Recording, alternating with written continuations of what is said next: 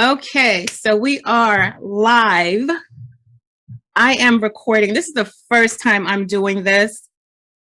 So for those who just joined on Instagram, I did this so last minute on Instagram because I was only going to record live through Zoom, simulcasting to Facebook.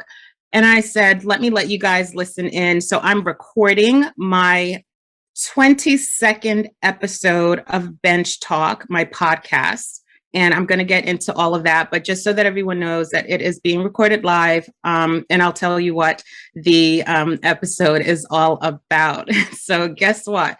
We're kind of freestyling here. So come what may. It's raining outside. I have 2 lights set up. I can't see myself on the Zoom because I'm looking at my notes, but my podcast obviously is audio. I will be uploading to YouTube, so you'll be seeing all of this. I can't see myself, so hopefully it comes out fine.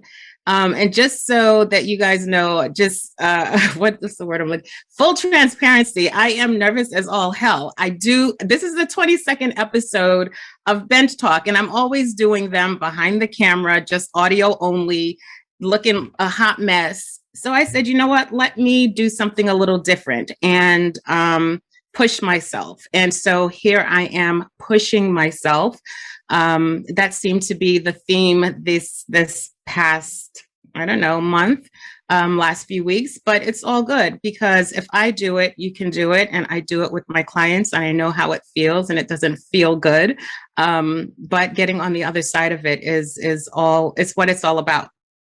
So we are recording and it is driving me absolutely nuts that I cannot see me, but we are gonna make it work. I don't know why it's doing this. We're gonna make it work. Anyway, so welcome everybody. I am Jackie Mitchell from Jackie Mitchell Career Consulting, and welcome to our 22nd episode of Bench Talk podcast, where we talk about work, life, and everything in between. So here on Bench Talk, you'll be part of the conversation with women just like us who are all about living big, living boldly, taking strategic and big action, and being successful. So sit back, grab a pen and paper, open your notes, and listen into this live episode where I'm answering your questions.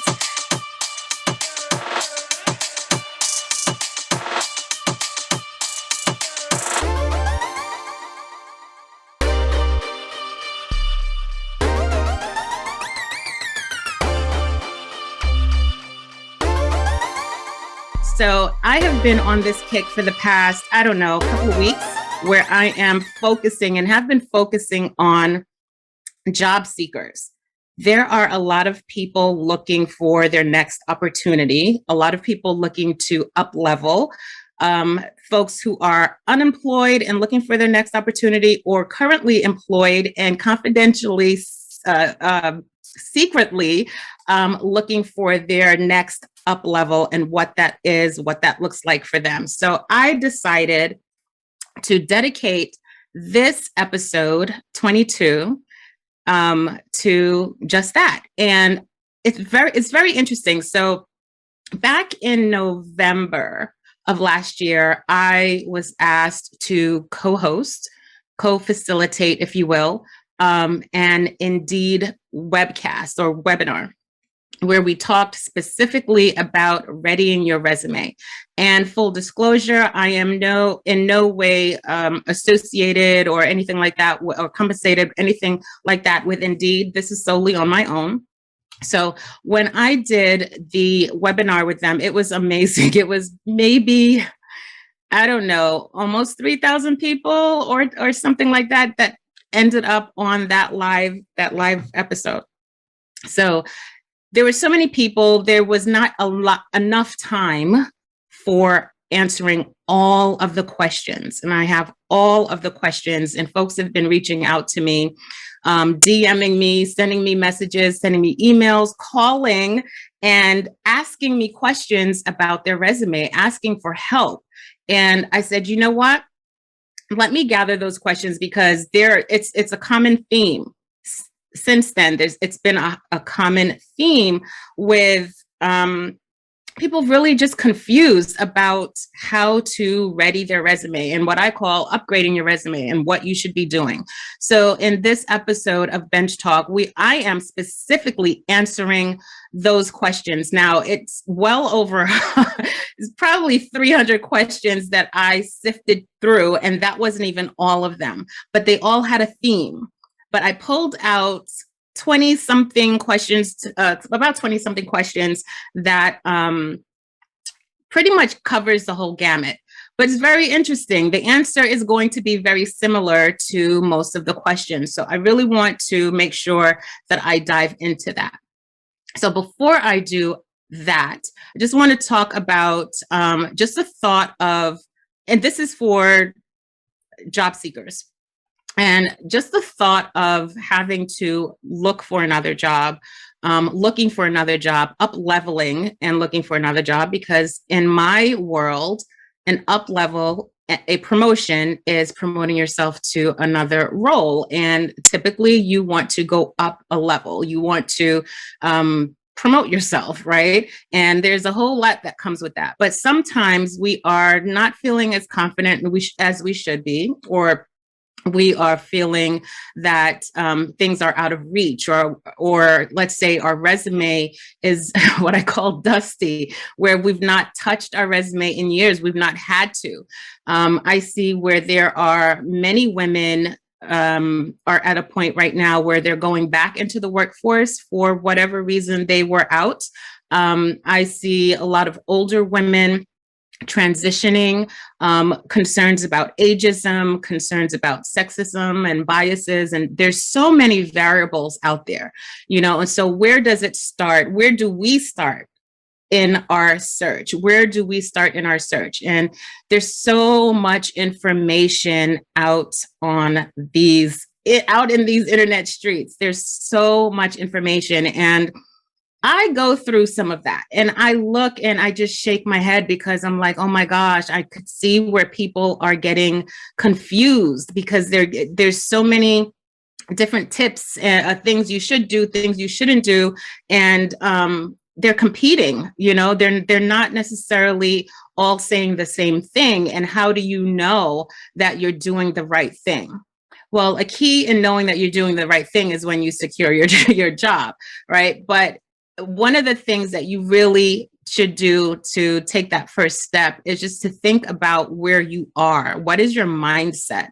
Because in securing your next opportunity, the very first thing that you do is not pull your resume out and start typing away, or take your resume out and send it to a resume writer, or send it to your mom or your sister, your brother, your cousin, your boyfriend, your husband, whoever, your partner.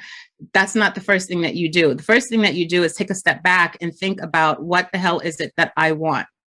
So disclaimer, sometimes I use some certain words. So if I'm on a speaker and you have kids around, you may not want to have this. You put in your earpod. But I'm a little bit tame. So you really want to think about what it is that you want. Where are you? What do you want to do? When you answer that question for yourself, it's going to be a little bit easier in now pulling out that resume, and in now having the conversation with people, strategic people, and in an interview on what it is you want, more specifically, what it is that you do. Even more specific, what problem you solve, right? And so a lot of this is mindset. And when I was going through those questions and reading those questions, the theme that came from that for me was the approach in the question, the frustration that I heard in these questions. And I just kind of put myself in their shoes, because I've been there. I've been there, and I know what it's like. I know what it's like to be frustrated. I know what it's like to be overwhelmed and stressed in looking for your next opportunity, or just in being unemployed. I know what that's like, right? And so how do you navigate all of this information, and you're feeling the overwhelm and you're feeling the stress? You may say, Jackie, it sounds easier said than done, but do take that step back and understand what it is you want. And you kind of have to reframe the way you go about it, reframe your mindset on what it is that I want to achieve. Yes, ultimately you want to get get another job, an ideal position, but what are you trying to achieve in doing that, in that journey? You want to be in a position where you're a little bit more at ease and a little bit less stressed, so that when you are, one, creating your resume or updating your resume, and two, going out on these interviews, you're not oozing with desperation and oozing with nervousness and low confidence and hire me, I'm a worker, I'm great, hire me. You want to have a mindset of, I can solve your problem. I know what your problem is. Let me take a step back. Actually, I know what it is I'm looking for. I know how I can help you. I know how I can solve your problem. Let me vet you to see if you are a good fit for me. That's the mindset. And that's the mindset that I talk about very often. So for those who are just joining, just listening, new to me, again, I'm Jackie Mitchell from Jackie Mitchell Career Consulting, and I'm a certified professional career coach. And I work with professional women who are early to mid-career, and they are either seeking a new opportunity, looking to level up, or they are in a career and they're wanting to level up in that, meaning that they're wanting to increase their performance, enhance their performance, and ultimately have success throughout their career, and how to do that. So I help them, guide them, support them, hold them accountable in those journeys, whichever journey they're on. So I want to dive into these questions, because there are a lot of questions, and my touch screen isn't working. There are a lot of questions. So before that, there's two things that I want to talk about. These aren't specific questions, but these are answers to the theme of questions that was in that I was getting. Sorry. We're live. I'm not taking this out. So whatever happens, however I stumble, whatever, this is what you get.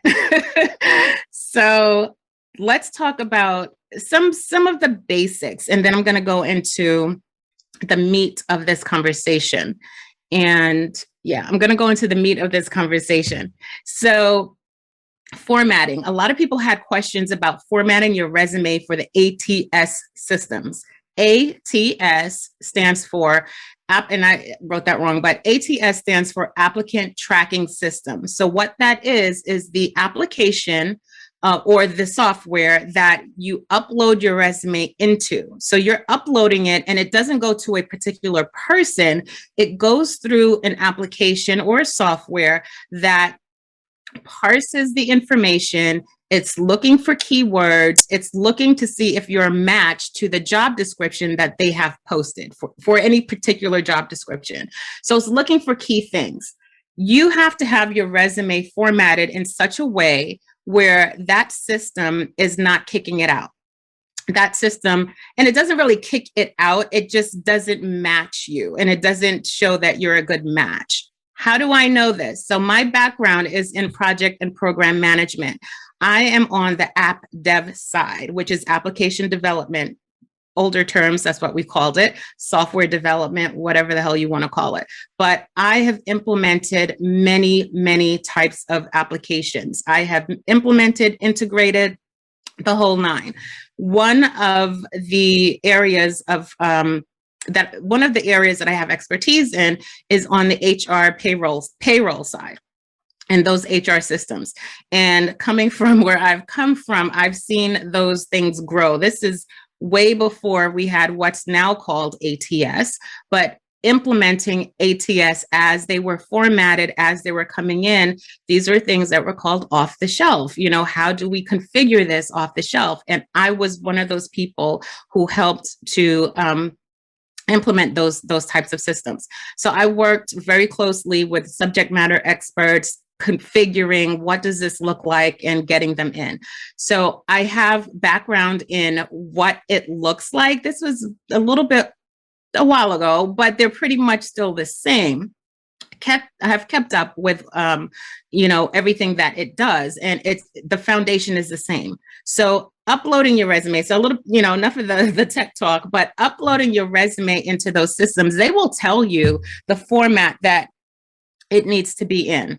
Typically, it is in a Word document type format, not PDF. There are some systems that will take a PDF, but to be on the safe side, you want to have it in a Word or Google Doc type format to upload your resume in that type of a system. You want to have it, you don't want to put it in a PDF format. Unless it explicitly says PDF, then yes, you can do that. Otherwise, just keep it really simple. And speaking of simple, I'm going to talk about formatting right now because I have seen people spend hundreds of dollars on fancy templates. And so I work in corporate, and typically we don't care as a hiring manager what your resume looks like. We care about the content.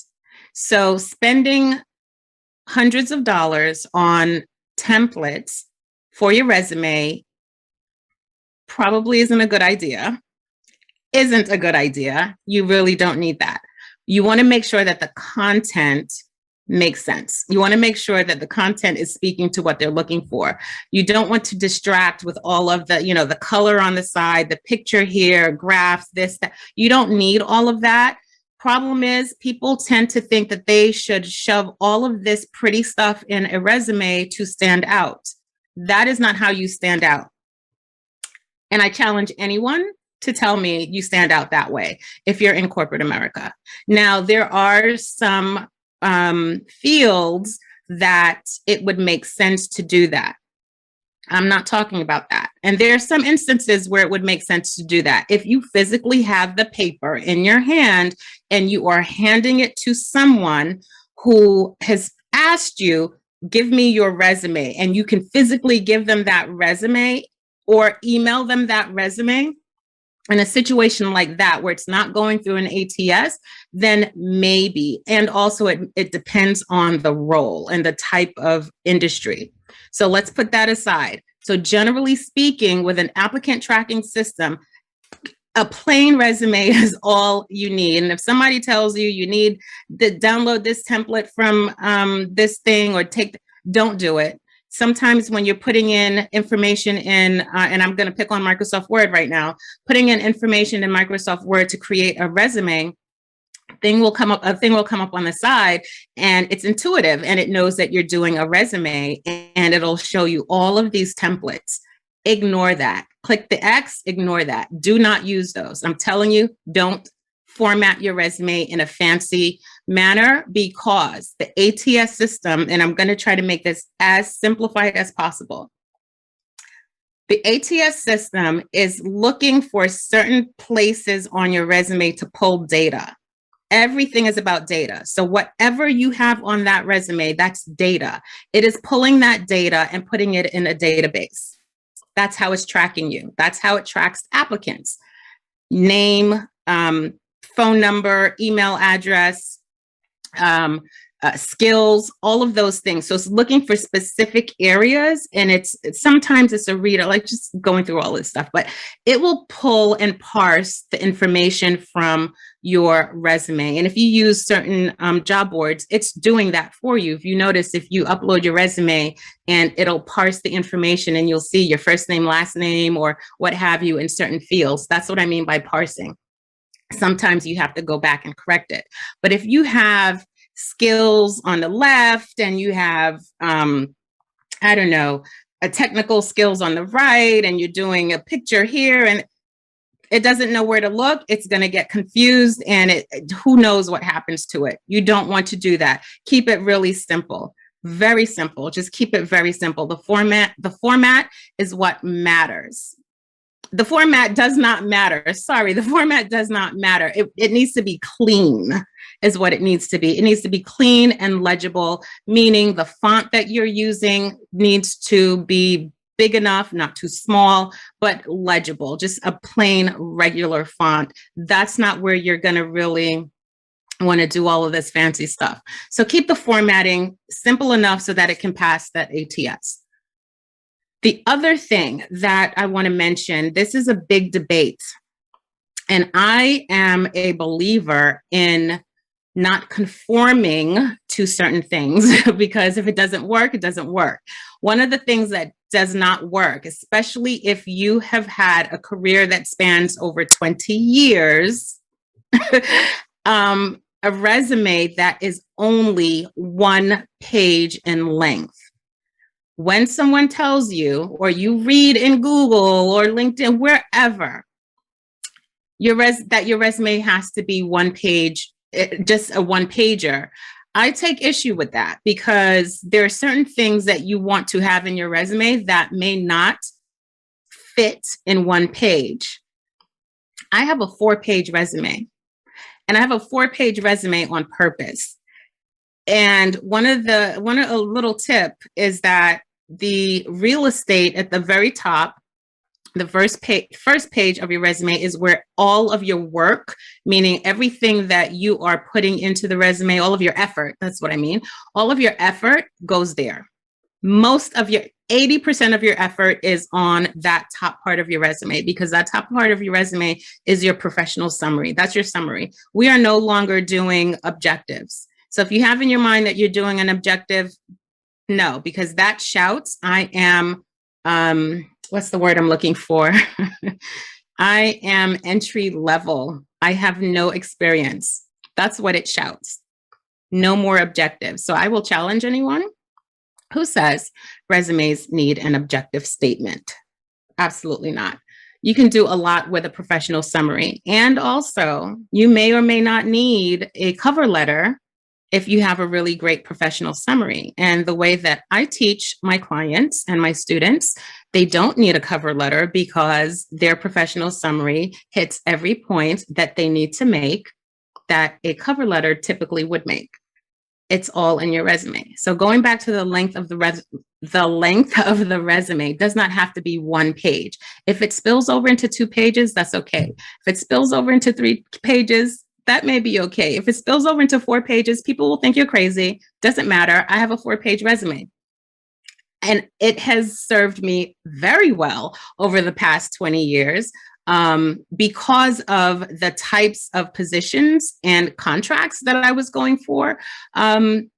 Very interesting. So it actually got down to 3 pages because I took a few things out, but it's anywhere from 3 to 4 pages. And I've never gotten any complaints. It's never been rejected by an applicant tracking system. It is the content of the resume that matters, and relevant content that matters. So the whole 1-pager, I can't get it down to 1 page. Don't worry about that. Take that out of your mind. So now I'm answering these specific questions. I am going to read these questions. I did not prepare answers. We are doing this freestyle, so let's go. So the first question that I pulled, and they're not in any order, or they were going to be grouped, but let's see how it goes. So the first question, it's actually number 3 on here because I just went through 2 things, the format of the resume and the length of the resume. But the first question, what about when you have had only one position with one company for many years, longer than 15 years? How do you best handle that on a resume? And I believe that question is regarding the statement that you should have the last 5 to 7 years of experience on your resume. So if you've had a career that spans longer than 15 years, like I have, your resume has to be very relevant to the position you're going for, right? And so if it spans 15 years and that one position is in just the 15 years, that's okay. The one thing I would question is when you have a position, or when you've been in a company for 15 years, and you've only, I hate to say this, but you've only had one position, it just makes me wonder. So as a hiring manager, that throws a flag to me, because in 15 years, I would assume that you've had progressive experience and promotions. So I don't know if you're really in one position for 15 years. That would be a red flag to a hiring manager. Now, in one company, for 15 years and multiple positions, that's different. Because what you want to do, you list the company, but you list each position, each role in that company for the 15 years that you've been there. So that's an exception. You definitely can do that if it's one company you've been in, but you've had multiple roles in that company. Absolutely do that. I caution and question, I don't know if caution is a word, but when you've been in a position, just when you've been in one position for 15 years as a hiring manager, it will throw a flag and say, why hasn't this person been promoted? Why haven't they been promoted? Why were they in that specific position for 15 years? Sometimes, in very rare occasions, and I can't think from the top of my head what role you would have in corporate, and I'm just speaking about corporate, that you would be in that for 15 years. So that's my question. So in answering that, if it's the company, absolutely, you list the company from year 1 to year 15 and the different roles and show that the progression. You definitely want to show the progression from the most recent down to the oldest. So the next question, how do you list work history over 10 years old that is relevant to a position you're applying for, particularly if it's a senior level management position? How do you list work history over 10 years old that is relevant? I think it's the same thing. You definitely, especially if you're going for higher level roles, so like senior level and management roles, you do want to go back and show progression, but you definitely want to focus in on relevant information to the position you're going for. Non-relevant information you could take out, but the relevant information, the skill sets, the soft skills, all of that, the metrics, the number of people on your teams, like things like that, you want to have in there if it's a management position or senior level position, because you want to show leadership. And there's many different ways to show leadership in your resume. So how do you list work history over 10 years old? You list the work history that's over 10 years old, but it has to be relevant. I know there is that thought of the last 3 jobs or the last 5 to 7 years. You have to really, it just depends on the role that you're going for. So it's not a hard and fast rule, but relevancy is much more important and much more important. Okay. What's the next one? My previous employers have job titles that are misleading. I keep getting references to jobs that I'm not qualified for. Job title, information analyst. However, the roles I fulfilled are project manager, business analyst, and business relationship manager. Is it acceptable to use roles versus job titles?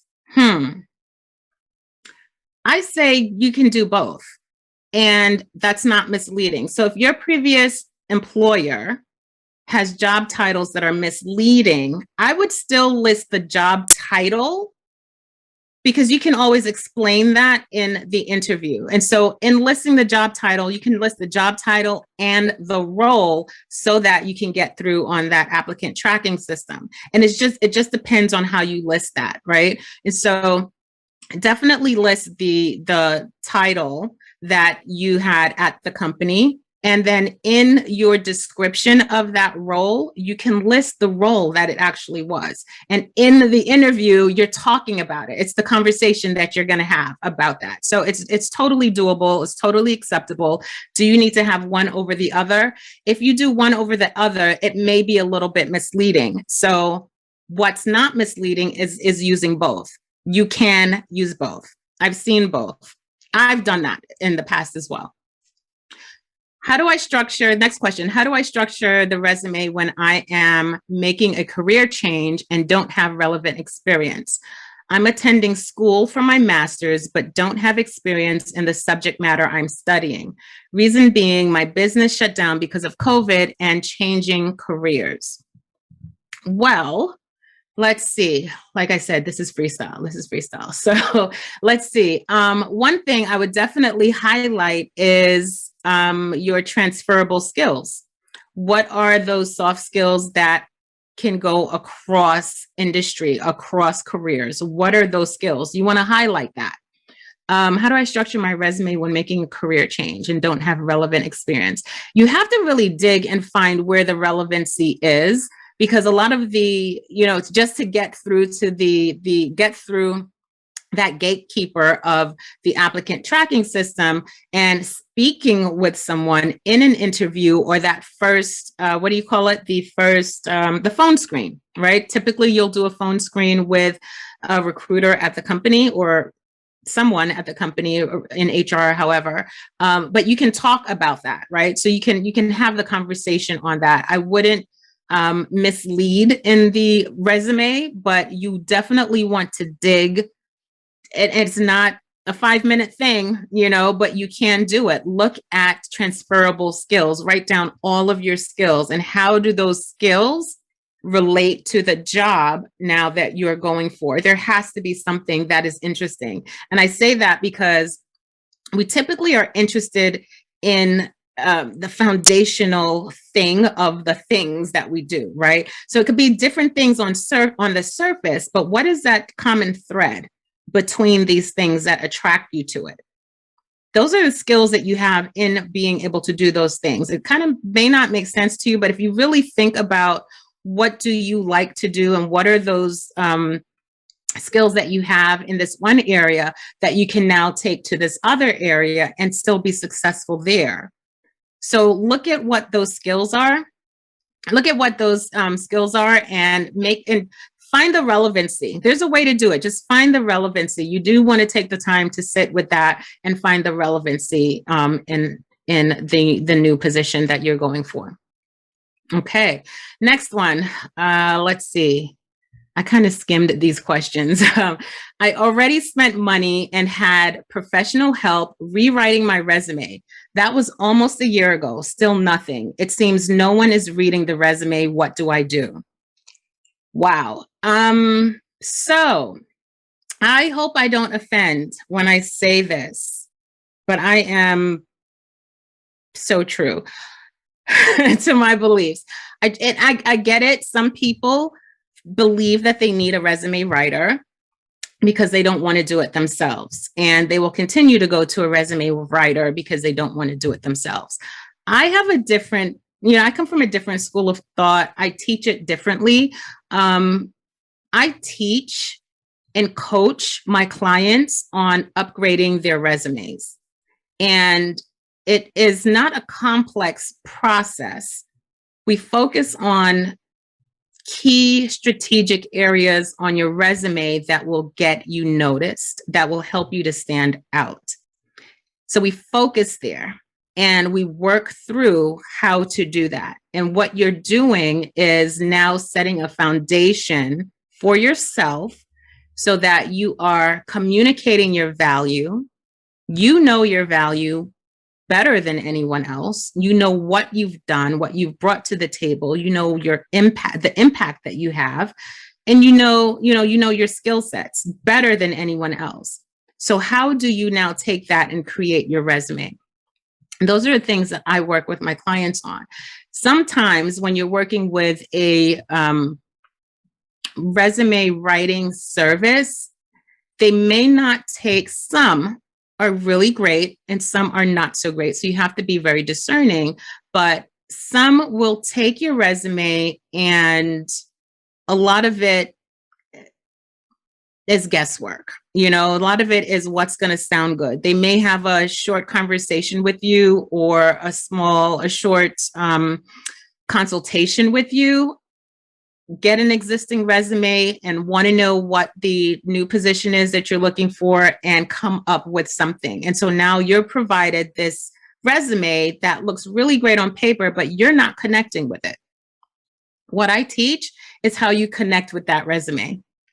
I teach you to connect with the resume because it's going to be your words. It's going to be your emotions, your feelings. It's going to be what you bring to the table. And going through the exercise of doing that puts you at an advantage to those who have a hard time doing an interview, because it's a whole process. There's the resume, there's the interview, there's the negotiation, and then there's getting the position and then starting the position. It's a whole process, right? And so what you do at the very beginning lays the foundation on what's to come. And that's what I teach in my program. But to answer this question, I've spent money and have had professional help rewriting my resume over a year and still nothing. There's something that's missing out of that resume. There's a key piece that's missing out of that resume. So I can't tell you what that is because I haven't seen the resume, but as a general statement, something is missing. And you're either not conveying your value or not conveying the problem that you solve or not aligning with that new position that you're going for. Something is missing. So that resume may look really great, but it doesn't speak to the hiring manager for what they're looking for. So it's not that no one is reading your resume. It may not be connecting. That's the thing. You have to work with people who know what they're doing. I'm sorry, like they have to know what they're doing.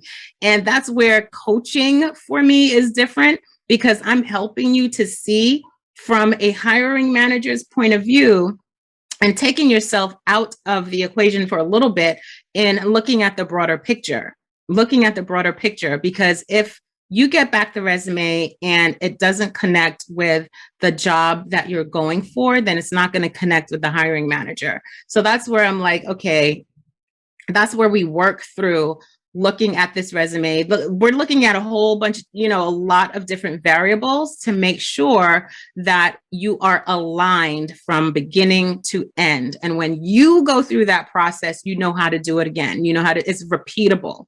So you lay the foundation, and when you need to update your resume, it's not a full overhaul where you have to now go and hire someone to do it. It's just a few tweaks here and there. Even if you are transitioning to a different industry, there's tweaks here and there. And so there's a way to do that. So it's really unfortunate that this person had spent money in rewriting a resume rewrite and nothing. So I believe there are other variables at play there. So, okay. So the next question, like many people with 25 years experience in my field, I have a diverse skill set that doesn't fit neatly under, say, marketing. For example, I am an expert in digital marketing, but I lost my place. I'm an expert in digital marketing, but also am an award-winning graphic designer and copywriter. Should I do 3 resumes, or is it a good way to combine diverse skills? I like this question. The reason why I like this question, because I get this often, and so hopefully this lays this to rest. People get so confused about the fact that they should have a different resume for different positions that they're going for. That is so broad and so misleading. This is why I say this. And I'm going to answer this question specifically in just a second. So if you know that you are and I'm going to choose project manager because that's my background. If you know, and I could use another one, but top of my head, that's what comes. If you know that you are a project manager and you're going for project management roles and you see several different positions out there, they all ask for something a little bit different, but at the base, it's project management. Whether it's agile, doesn't matter the methodology, they're still looking for this certain thing. Are you creating 3 separate and different resumes? I'm going to say no. Here's why.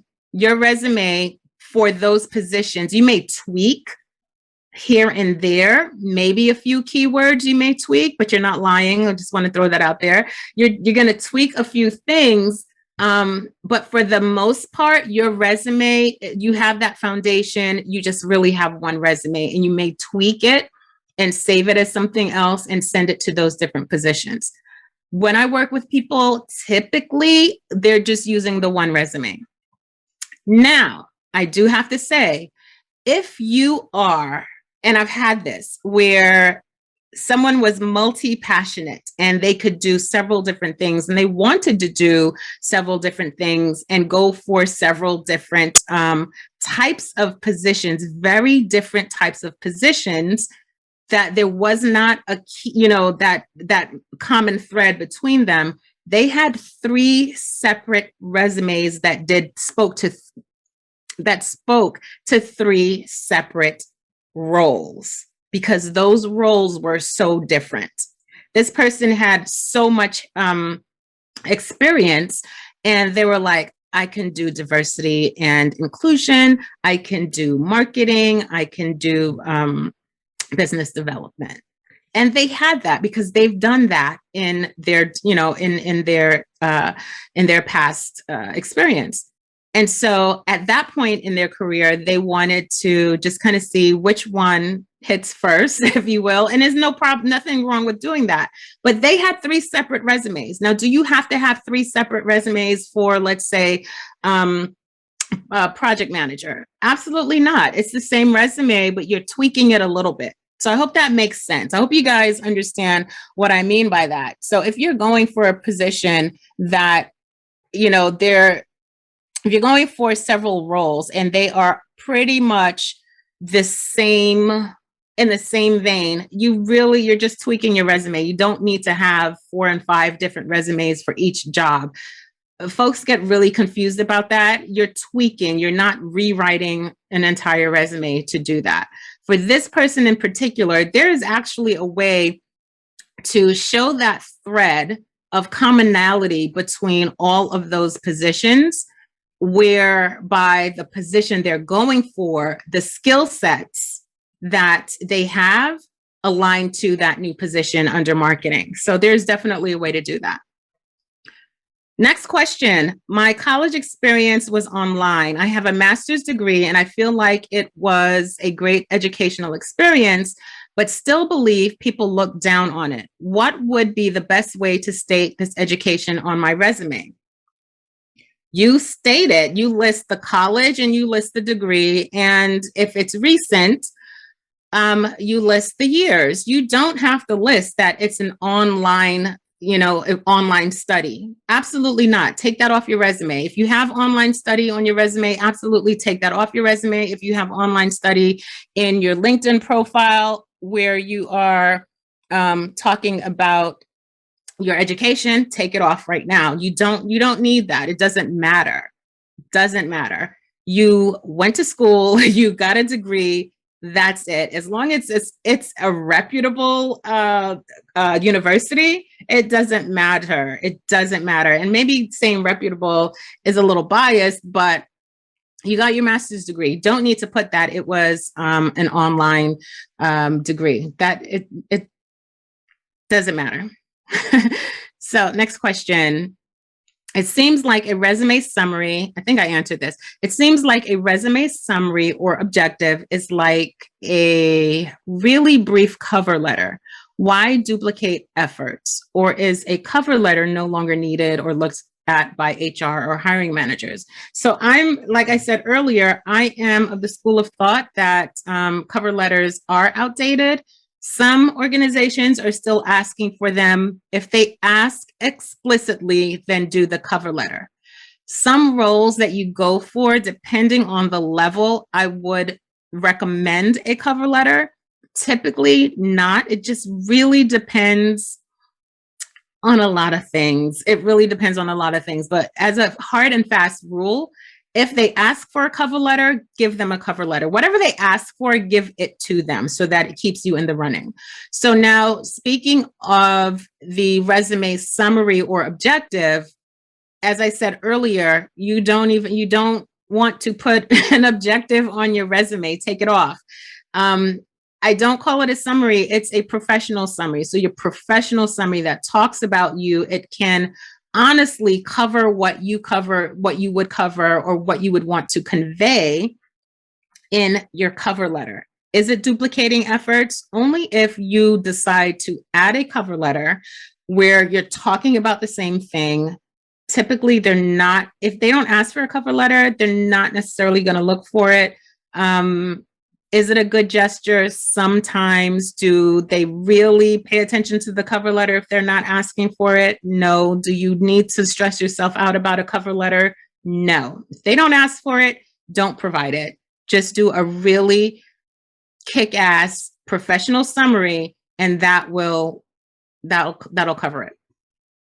Next question, how should you word your summary if you have multiple types of experiences in different careers? You must find the commonality in that and show the value that you bring, plain and simple.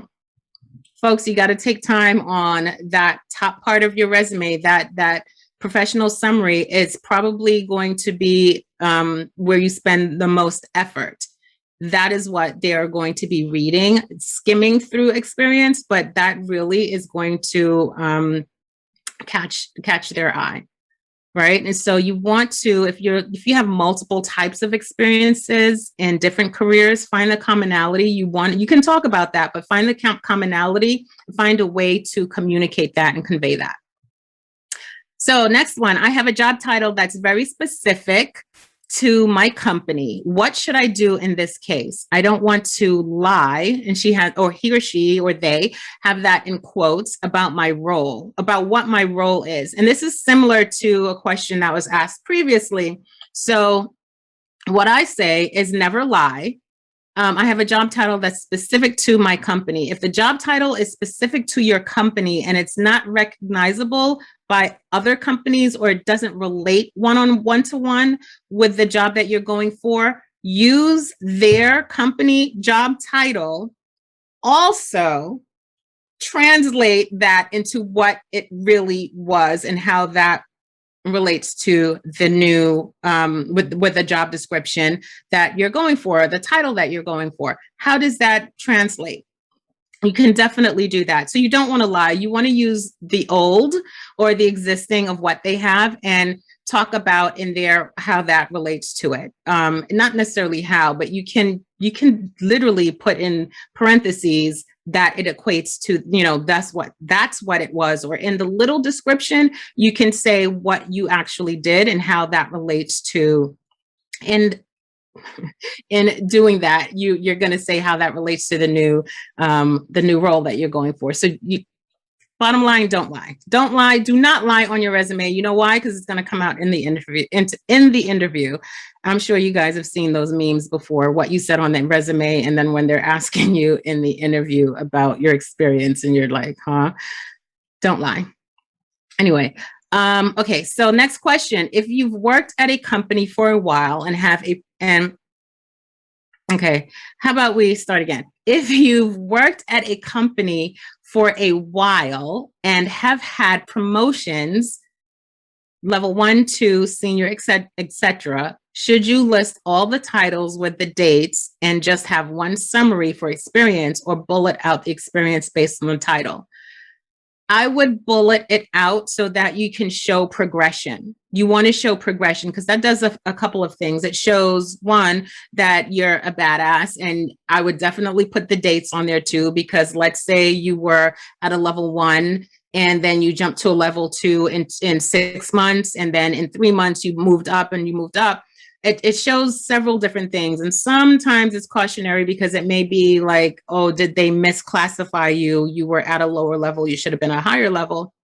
And maybe that's not a bad thing, but you definitely want to show that and speak to that in the interview. Highlight that you have progressed. You have progressive experience. It is moving up. So it doesn't matter if you've worked at one company and you've had several promotions. That's a good thing. List those things out. Say a little bit about them, and that's what you're talking about in the interview. Next one, I don't know if we're going to get through. We should. Okay. Get through all of these. Next question, you need to tailor a resume to the job description. No, that's not a question. It says you need to tailor each resume to the job description. You need a keyword match of 80% or higher to make it past the ATS and get your resume in the hands of a real person. That is true to an extent. The percentage may be different, but Typically, yes, you want to have keywords that match the job description. You want to have them in there where it makes sense. Don't just throw a bunch of keywords in and assume that you're good. It has to make sense. So yes, you do want to do that. Next question. If I was at my last job for 15 years, does this mean I only focus on my last job and nothing prior? We talked about this a little while ago earlier. No, it just really, again, guys, it really depends on the position that you're going for and the relevancy. So what's relevant? You want to list relevant positions. So if prior to that last job you had relevant positions, I would list them. May not have a whole lot of information underneath where you're extending your resume out 20 pages, but you can list additional experience, do a little blurb, put those keywords in there and have the conversation about it in the interview. Problem is, we are married to these resumes, and it's maybe not even the resume. We're married to this experience that we have, and it's like, oh, we have this, I do this, I've done this, but what about 20 years or like 25 years ago, I did this thing? Divorce that. You don't need to be so tied to it. It has to make sense for the position that you're going for. And it's something, again, as long as you have enough information in that resume to speak to the relevancy of what you want to do, i.e. the position that has been posted, the one that you're going for, in the interview, you can talk about those things previous. It doesn't have to all be on the resume. You don't have to keep everything on your resume. Some people think that they do. You do not have to have absolutely everything on your resume. Make it relevant. Make it relevant. This question, I saw this question and it kind of broke my heart. And it just says, point blank, what problems can math teachers solve except teaching? And I think this question came in when I talk about solving a problem. You position yourself as a problem solver to hiring managers because they want somebody who can solve their problems. That's it. There's no science. It's not rocket science. They just need to know you can do the job and you can solve this problem. So I think when I was talking about that, this person asked, what problems can a math teacher solve except teaching? That broke my heart because you are doing more than teaching. A good teacher is doing more than teaching. I worked with an administrator coaching. I worked with him on his resume, and he didn't just teach. He wasn't just principal or anything like that. There was progression in his experience, ultimately ahead of a school. And the eloquence in how he spoke about what he did for his students and for staff and faculty. So you, as someone who solves problems, not a job seeker, not, a worker, you're solving problems. So what problem do you solve? How do you make those students feel comfortable? How do you get those students to get them motivated to learn? Think about things from that point of view, as opposed to, I'm just a math teacher. What are you doing in that classroom? What are some of the soft skills that you have? How do you help your students? I have someone who I've coached, a couple of people who are nurses, and they've all said the same thing. How do I convey all of these other things? I'm a nurse. I triage. How do I do? You're going to talk about that, but also the soft skills of that too. What were some of the KPIs that you had and that you had to meet? So for this in particular, I would ask this math teacher or any teachers out there, there are certain levels that you have to hit, if I'm not mistaken, as far as when you're doing reviews and things like that with administration. There's certain key KPIs, right? Where are you with that? Like, kind of talk about that. What do you do with your students? How innovative are you in the classroom? And if you're not, you need to be, virtually or not. How innovative are you? What do you do? What are some of the things that you bring to that student? So if you think of it from that point of view, absolutely you solve a problem. Absolutely, you solve a problem. So if you're looking at a job description, and I've seen job descriptions for teachers, it doesn't just say math teacher needed. There's a ton of things that's listed under that. How do you relate to those things? How do you solve that problem? So think of it from that standpoint. And so when I'm working with people, I'm working with someone who is a go-getter, someone who thinks bigger, someone who thinks what I do has an impact, not just I'm sitting in I'm a bean counter. I hate that terminology. And I'm just counting numbers, or I'm just customer service, or I'm just this, I'm just that. Every position in every company has an impact, whether it's you're dealing and working and supporting customers, or you're directly impacting the bottom line. Every position has an impact in that organization. It doesn't matter what it is, if it's private, public, government, it doesn't matter. Every role has an impact. And if you believe that you're not making an impact, you may want to take an internal look. Are you happy with yourself? Are you happy with what you're doing? If not, what are some of the passions that you have to now move into something that is a little bit more fulfilling? Sorry, that was that was the coach in me, but that question just really saddens me, because you do more, and teachers do more. They do so much more. So think about that. Next questions. You recommend 5 to 7 years. Why that instead of the traditional last 3 jobs? My last 3 jobs reached back 20 years. I've answered this.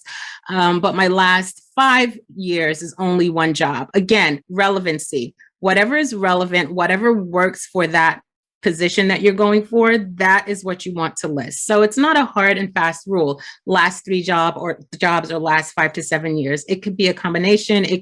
Do what makes sense for the role and the level that you are going for. Okay. Next question. We're almost done. My background is in education and pastoral ministry, but I am currently seeking employment outside those fields. I have some managerial experience and production/assembly line experience, but not much. How can I highlight the skills I had while teaching and in ministry to appeal to businesses? You won't. Here's why you won't, because you're saying appeal to businesses. Who are you appealing to? You cannot appeal to everyone, so pick one. And this goes back to knowing what you want to do. It's just like business. You can't appeal to the masses. Who is it that you're appealing to? So think of yourself as a business, right?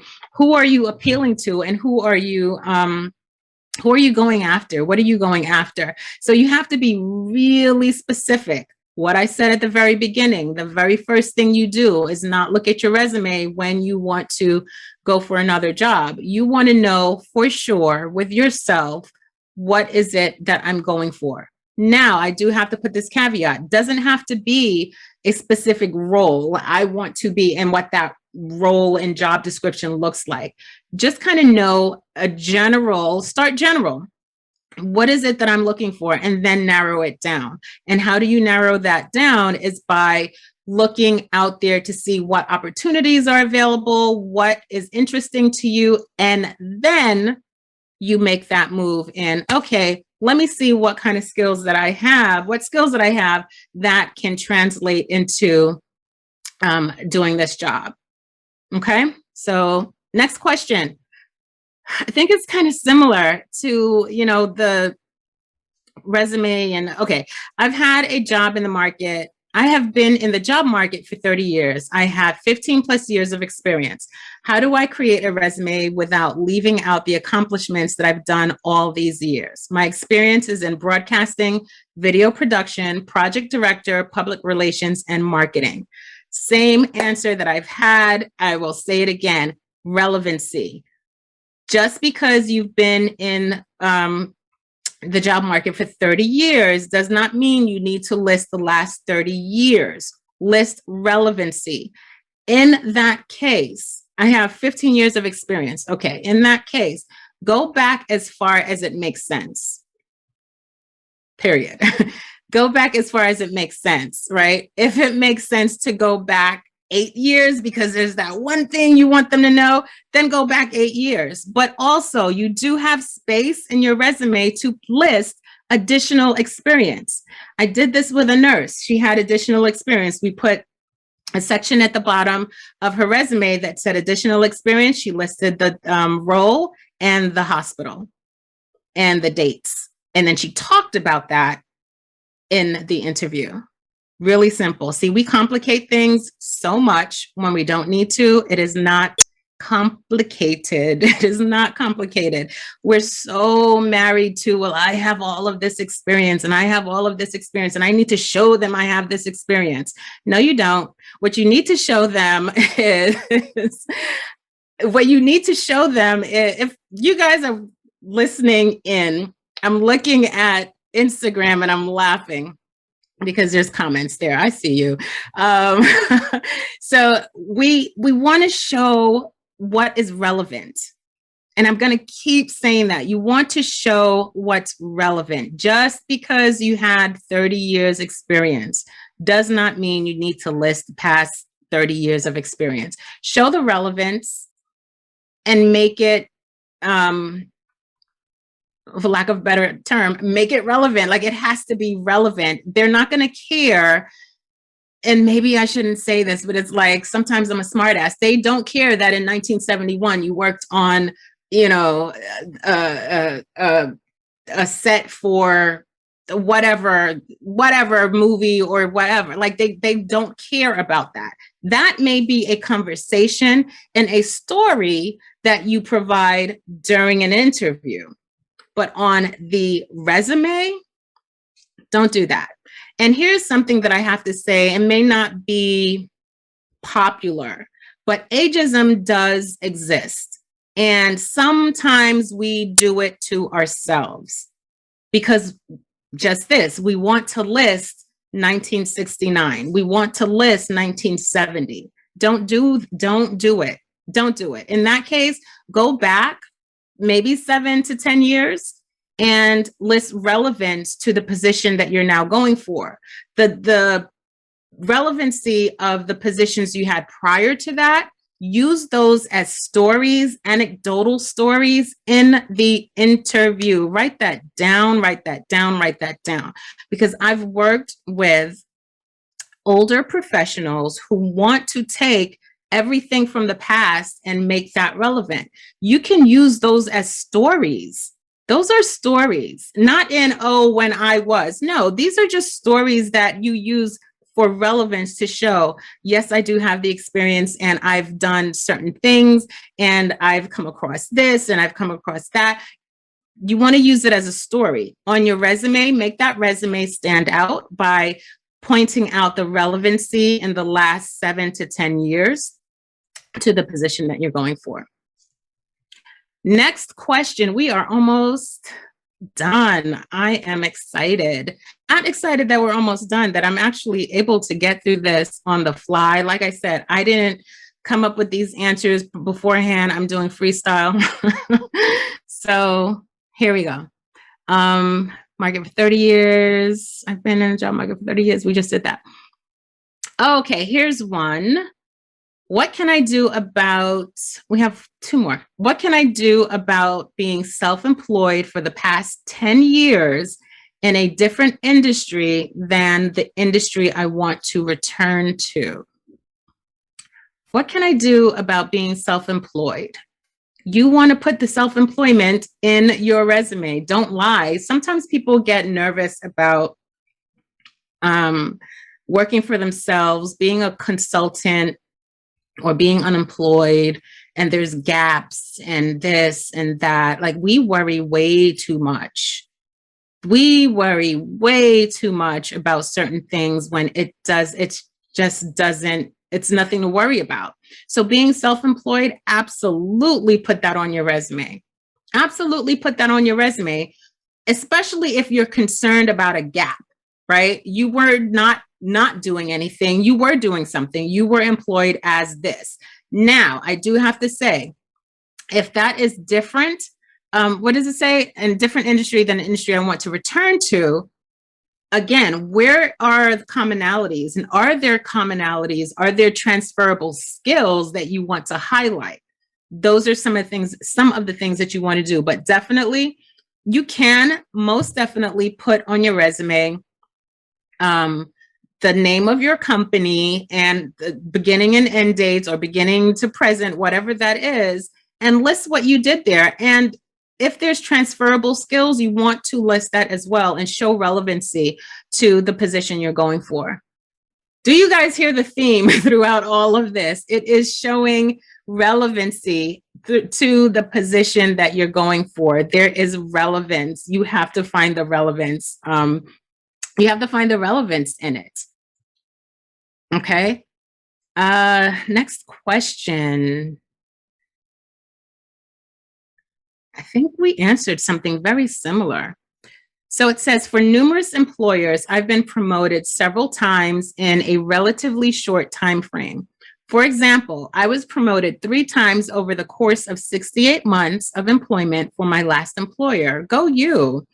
Should I list accomplishments for each job? Hell yes. Or as an alternative, list all the positions in a serial fashion on one line and keep the list of accomplishments to the 3 to 4 as suggested. No. I would definitely list the promotions and list the accomplishments for each job. You want to highlight that. Like, that is highlighting it. That is standing out. You want to highlight that you're a badass, because if you've been promoted that many times with those employers, absolutely show that off. Again, though, you want to make sure that it's relevant. You want to make sure that it's relevant.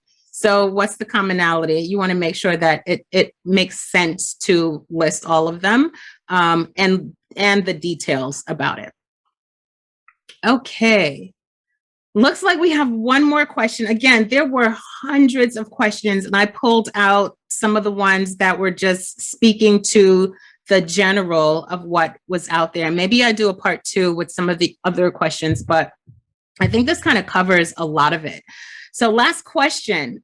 In my 32 plus years career, I was exposed to every aspect of laboratory business, technical quality management, customer project coordination, and laboratory operations. Therefore, I wore a lot of hats and wore these hats simultaneously. And though I had little, see, this is why we don't do this live. This is a long question. All right, let me try it again. Let me back up, rewind. All right, in my 32 plus year career, I was exposed to every aspect of laboratory business, technical, quality management, customer project coordination, and laboratory operations. Therefore, I wore a lot of hats and wore these hats simultaneously. And though I had a title of laboratory manager, I have currently created a resume that accounts for as much expose that I have had in this industry. How can I best attract an employer when my experiences are vast? This is where we complicate everything, where we do not need to complicate everything. If you hear thunder, it's a rainy day here in South Florida, but we're all good. So do we complicate everything? Absolutely. Does this have to be a long and drawn out process? Absolutely not.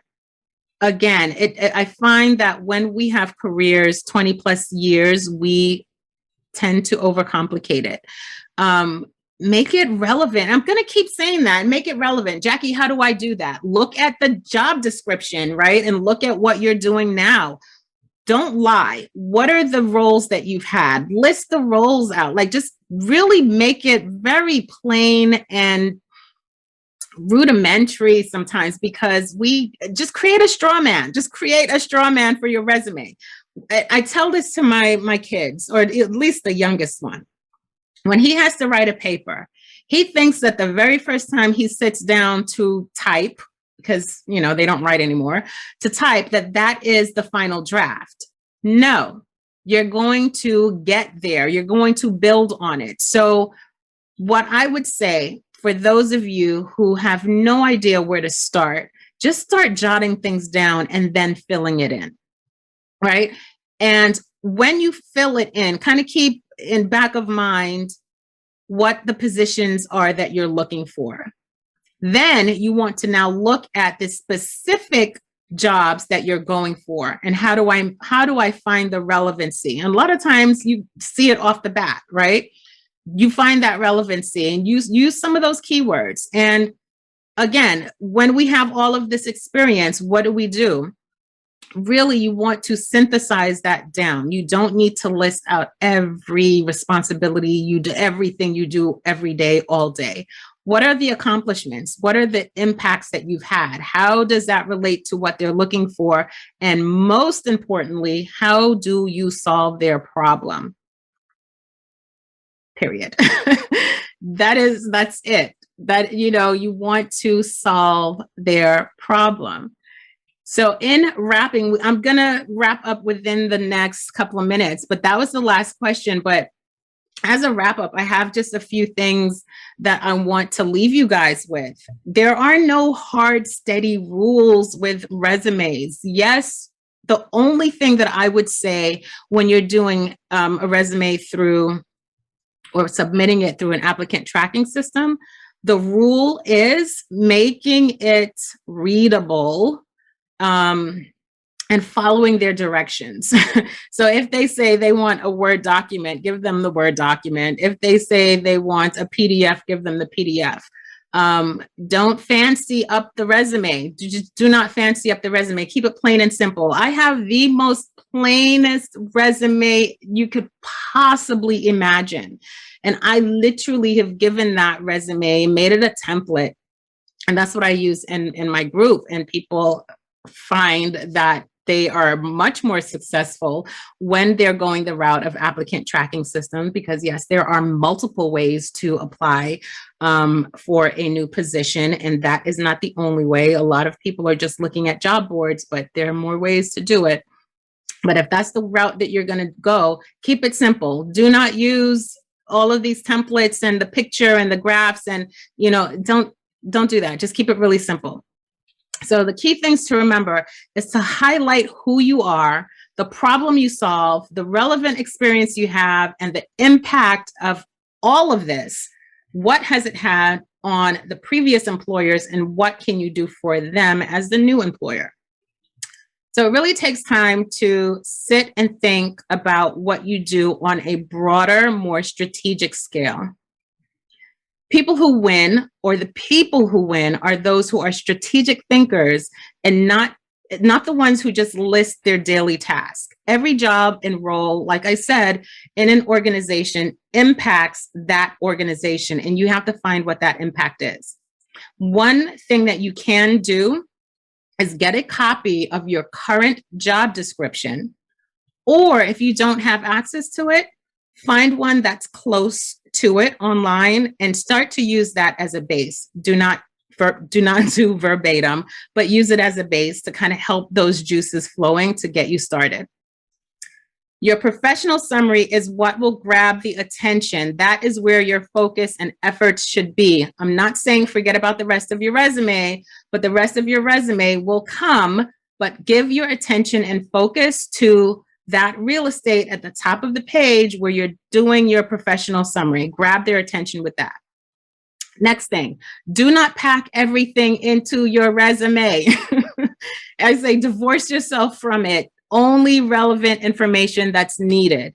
When people say to me, I've posted my resume everywhere, I've applied to everything, number one, that's the wrong thing to do. Number two, Does your resume speak to the job that you are applying to? That's number one. Where are the commonalities? What's the common thread between what you do and what they're looking for? Don't pack everything in your resume. Keep only the relevant information. And some things that are past or previous experience, use those as stories in the interview. You don't have to keep that in the resume. One of the last things I want to tell you, and we kind of talked about this early on in this episode when I started, is determining what career opportunity you want. Narrow it down. If you're confused, your resume will be confusing. In turn, it will confuse the hiring manager and they will pass on you or ask you specifically, what are you looking for? Because they see so many different things and they're just unsure. The other thing, do not lie. Don't lie on your resume. No matter what you do not lie. And last but not least, it opens the door to your resume is one that opens the door to a true conversation, which is the interview. It's a conversation where you are vetting them and showing your value at the same time. That is how you think about your resume. That is how you should approach your resume. It's not rocket science, but we make it so difficult, and it really isn't. And we are threatened or have trepidation or just so hesitant in looking at our resume because it just feels so heavy when it doesn't have to be. So the best time to get your resume together is when you don't need it together. So I talked about this in one of the previous episodes on staying ready, whether it's an episode of this or JMCC Live, but staying ready so that you don't have to now get ready when someone's asking for the resume or there's an opportunity. So what you want to do is have several iterations of your resume, meaning to go through several iterations. Like I said, it's layered, start with a straw man, right? And then start filling in information. Fill in a lot more information after that and a lot more information. And then look at the job description, fill in some more information. Next thing that you want to do after that is now you want to pare it down. No, you don't. Many of you don't want to have a 4-page resume like I do, but you do want to pare it down and you want to make it relevant for the position. You definitely want to make it relevant for the position, but it's not complicated, but we tend to make it complicated. It's just changing our mindset, how we go about it. Divorce yourself from all of the millions of years of experience that we want to put on there, everything that we do on a day-to-day basis that we want to put on there. That's not what they're looking for. Hiring managers are looking for you to solve their problem. And how do you communicate solving their problem? The first step is with the resume, and that is just a very small tool to grab their attention. That is it. The resume is not the thing that is going to get you the job. The conversation and you being strategic in showing them and proving that you can solve their problems is what gets you the job. So I hope I answered some of the questions regarding resumes and alleviated some of the fear around it, because it's not difficult, folks. It's really not difficult. And so I just want to make sure that you have the information in the approach to the resume. It's all mindset. So I am really excited because this past week, it goes along with this because, again, there have been a lot of people who have reached out to me regarding resume and seeking a new position and up-leveling. So this week, I launched my premier mentorship program, which is another way to work with me. So I'm really excited about that because we launched this week. And this mentorship program is for job seekers and professionals who are seeking to up-level in their careers with promotions, and professionals who are in their first 90 days of their new role with their new employer, or maybe even a project or new responsibilities. So the program that we launched this week is called the C-Suite Success Network, where I help you through each phase of your career, because right now you are in one of them. So you're either looking to secure a new opportunity, you're either in a position right now, you're looking for a promotion or raises, or you're looking to up level, or you're in your first 90 days and you want to build credibility and trust and hit the ground running.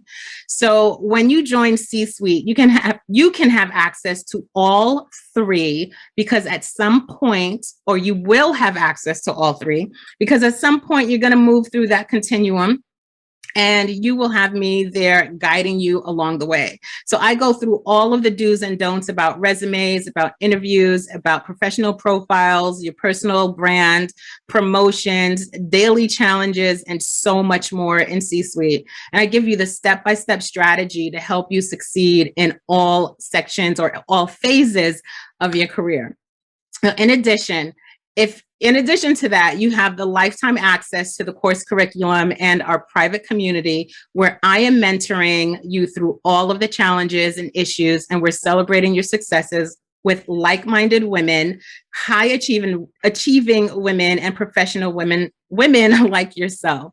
So think of this as your special invitation into C-Suite Success Society. Right now, we are offering exclusive access and bonuses to early members. And so for more information and to get access to my free training, visit the link that will be in the description. But for you, it will be JackieMitchellCC.com/masterclass. And I'll have that in the show notes for BenchTalk. So thank you guys so much for joining me on this live episode of BenchTalk. I hope you enjoyed it. If you like what you heard, please subscribe, like, and rate. You can find me on all of the platforms that you listen to your podcast on, and review so that we can bring you some more great content. Thank you guys for joining. Thank you guys for listening. Thank you on Instagram. It was so last minute. Thank you, everyone.